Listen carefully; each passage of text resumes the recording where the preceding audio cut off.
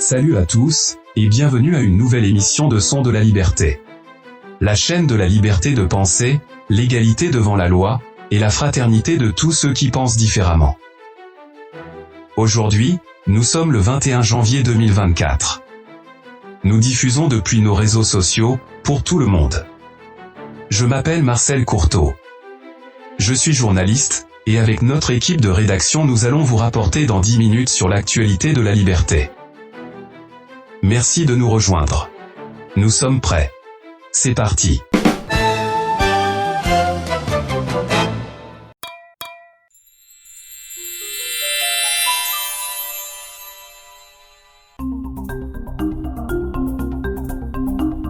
Après une opération conjointe entre les ministères de la Sécurité de la Nation et de la province de Córdoba le jeudi dernier, la famille du narcotrafiquant Fito Macias a été arrêtée dans un quartier résidentiel privé près de la ville de Villa Carlos Paz, en Córdoba. Les personnes arrêtées ont été mises à la disposition du ministère de l'Intérieur, qui a ordonné la déportation. Celle-ci a été effectuée ce vendredi par le ministère de la Défense avec un avion militaire transportant la famille à Guayaquil, en Équateur. Le vendredi 19, à la Chambre des députés, le bloc La Liberté Avance a réussi à obtenir un principe d'accord avec les blocs du PRO, de HCF et de l'IF, basé sur la modification d'aspects liés à la mise à jour des pensions, la retenue sur les exportations, la privatisation des entreprises publiques et les pouvoirs délégués. Le résultat de l'accord est d'émettre un avis sur le projet la semaine suivante et de présenter l'initiative en séance plénière le jeudi 25. Dans le cadre du Forum économique mondial, basé à Davos, en Suisse, le président Milei a présenté son exposé mercredi dernier, renouvelant la présence de l'Argentine au forum, décrivant la nouvelle direction du pays et sa contribution au monde. Son discours, dans lequel il invite l'Occident à reprendre le chemin de la prospérité économique et alerte sur le danger des idées socialistes, a suscité des éloges et des critiques à l'échelle mondiale. La Fiscalía, el Ministerio y también otros gobernadores como el gobernador Puyaro en Santa Fe, estamos todos comprometidos. Argentina no va a ser un narcopaís, nuestras provincias no van a ser guarida de delincuentes, así que estamos resueltos a combatir este tipo de delitos y vamos a seguir haciéndolo permanentemente.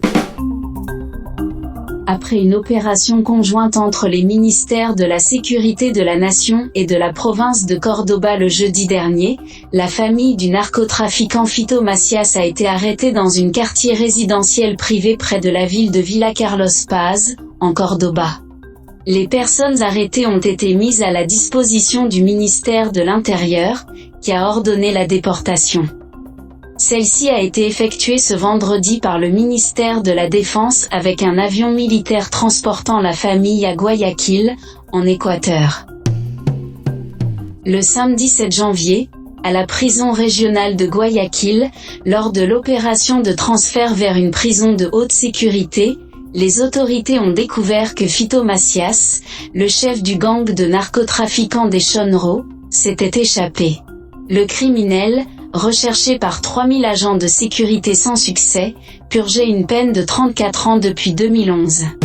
En raison de l'évasion et des émeutes dans 6 prisons, le président Daniel Noboa a décrété l'état d'urgence, avec un couvre-feu de 23h à 5h du matin, pour une durée de 60 jours, afin d'ordonner à l'armée de rétablir l'ordre dans les rues. La frontière avec la Colombie et le manque de ressources pour lutter contre le trafic de drogue font de l'Équateur un terrain de choix pour les bandes criminelles. Macias, qui continuait à diriger des opérations depuis la prison, avait planifié le transfert de sa femme et de ses 3 enfants en Argentine. Des personnes proches du criminel sont arrivées dans le pays depuis septembre dernier sans que les autorités migratoires ne puissent les détecter, car elles n'avaient aucune alerte à leur sujet, dans le but de préparer l'arrivée de la famille. La maison dans quartier résidentiel privé, Val del Golf, près de Villa Carlos Paz, Córdoba, a été achetée au mois de novembre, et la famille est arrivée en Argentine entre le 5 et le 8 janvier, quelques jours avant l'évasion en Équateur. Dans une opération conjointe silencieuse des ministères de la Sécurité nationale et provinciale, le groupe familial du narcotrafiquant a été localisé et arrêté. Le ministère de l'Intérieur a révoqué leur résidence temporaire et les a remis entre les mains du ministère de la Défense, qui les a transportés dans l'avion de la force aérienne à destination de l'Équateur. Lors d'une conférence de presse, le ministre de la Défense Petri a déclaré, en 20 heures, « Nous avons réussi à faire sortir cette famille du pays. Il y a une décision politique d'expulser des étrangers qui commettent des délits. » Lors de la même conférence, le responsable du ministère de l'Intérieur, Guillermo Franco, a déclaré « L'Argentine ne deviendra pas un narco-État. » Por supuesto, tengo preguntas. Le estoy haciendo planteos. Le estoy haciendo planteos al ministro.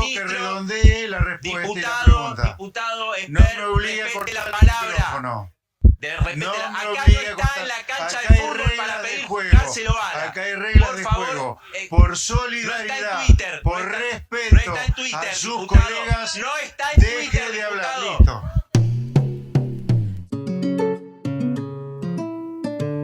Le vendredi 19, à la Chambre des députés, le bloc La Liberté Avance a réussi à obtenir un principe d'accord avec les blocs du PRO, de HCF et de l'IF, basé sur la modification d'aspects liés à la mise à jour des pensions, la retenue sur les exportations, la privatisation des entreprises publiques et les pouvoirs délégués. Le résultat de l'accord est d'émettre un avis sur le projet la semaine suivante et de présenter l'initiative en séance plénière le jeudi 25. Dans le cadre des accords menés par le bloc officiel de LLA, La Liberté Avance, les sessions extraordinaires du Congrès ont été prolongées jusqu'au 15 février dans le but de délivrer l'avis le 31 janvier et de traiter la loi entre le 7 et le 14 février. Parmi les bases de l'accord, il est envisagé de modifier la mobilité des pensions, proposant une augmentation mensuelle en fonction de l'indice du coût de la vie. Une autre condition est la suppression des retenues sur les exportations. En ce qui concerne les pouvoirs délégués à l'exécutif, en raison de l'urgence nationale, les députés de l'opposition ont proposé de réduire le terme initial qui avait été de 2 ans, renouvelable pour 2 ans supplémentaires, équivalent à tout le mandat présidentiel du président Milei, sur lequel un principe d'accord a été trouvé à cet égard. En ce qui concerne la liste des 40 entreprises à privatiser, il a été demandé de retirer YPF, l'entreprise pétrolière d'État, ce qui serait accepté par le gouvernement. Un point clé qui a également été mis sur la table des accords est d'éliminer l'article qui prévoit que, pour ratifier le décret d'urgence et de nécessité, DNU 70/2023, il soit traité en commission bicamérale, ce qui n'a pas encore pu être établi en raison de divergences entre le LLA et le bloc de l'Union pour la patrie du kirchnerisme. Cela permettrait que le processus de ratification du DNU passe directement au traitement des chambres. Le bloc officiel de LLA compte 38 députés propres, auxquels s'ajoutent des partis minoritaires alliés, totalisant un front de 45 députés. En ce qui concerne les autres blocs, le PRO compte 37 députés, l'UCR en compte 34, HCF et IF en compte 32, Ser Santa Cruz en compte 2. Tous ensemble totaliseraient 143 députés, soit plus que les 129 nécessaires pour le quorum. Le bloc opposant de l'Union pour la patrie et les partis de gauche réuniraient ensemble 107 députés. En ce qui concerne les commissions pour obtenir un avis sur la loi avant de passer en séance plénière, le comité est composé de 115 députés, dont le gouvernement aurait déjà 68 signatures en faveur de la loi, dépassant l'opposition qui en compte 47. Buenas tardes. Muchas gracias. Hoy estoy acá para decirles que Occidente está en peligro.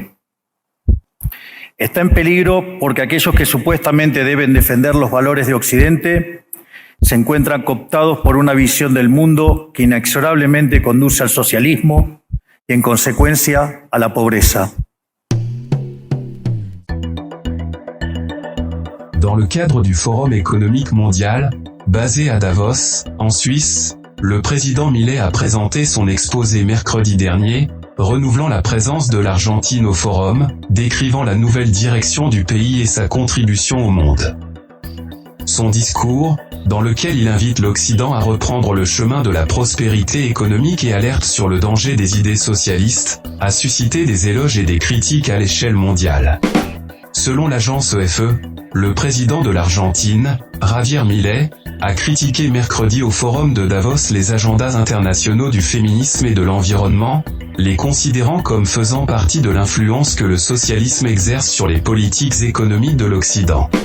La défense du capitalisme et du marché faite par le président a été qualifiée par LP de apocalyptique et fondamentaliste, une position qui n'est même pas assumée à Davos, où toutes les entreprises présentes sont habituées aux collaborations publiques-privées revendiquées par d'autres présidents, comme le Premier ministre espagnol Pedro Sánchez.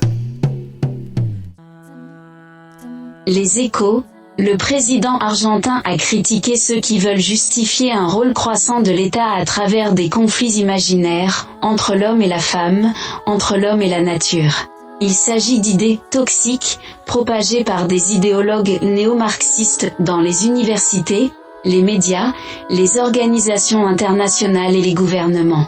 La société de conseil Tachyon, dans son analyse de l'impact du discours sur le monde numérique, a révélé que le sentiment général sur les réseaux sociaux était majoritairement positif, avec 43% des conversations numériques exprimant des opinions favorables envers le président.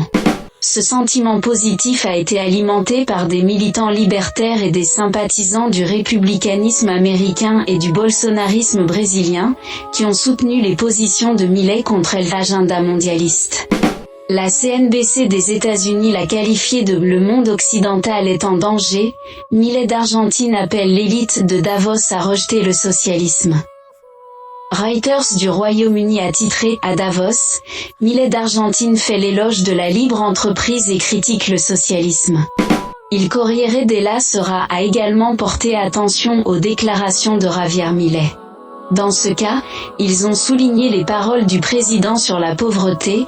Depuis que nous avons abandonné le modèle de liberté, il y a 100 ans, nous sommes piégés dans une spirale qui nous appauvrit de plus en plus.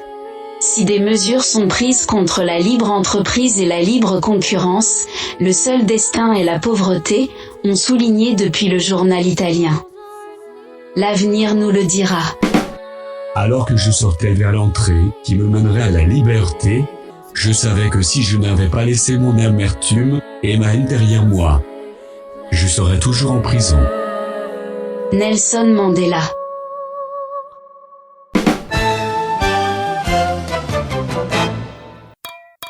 Je suis Michel Durand pour des Sons de la Liberté. Merci de nous suivre et à très bientôt. Je suis Marcel Courteau, c'était des Sons de la Liberté. Merci de nous avoir rejoints, à la prochaine édition, au revoir à tous.